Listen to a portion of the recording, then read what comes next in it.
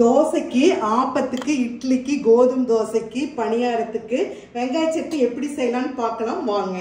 வெங்காய சட்னிக்கு refined oil ஊற்றிக்கலாம். பெரிய வெங்காயம் 2, பெரிய தக்காளி 2,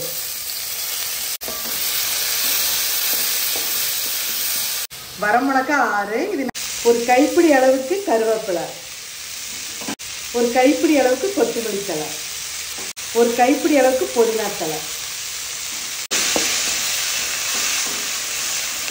2 பல்லு பூண்டு, இந்த அளவுக்கு புளி போட்டுக்கோங்க, அளவான கல்லுப்பு.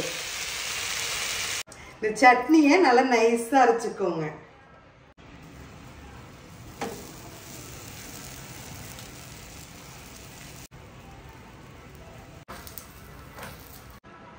சுவையான வெங்காய சட்னி ரெடி. இதே மாதிரி நீங்களும் செஞ்சு பாருங்க, சுவைச்சு பாருங்க.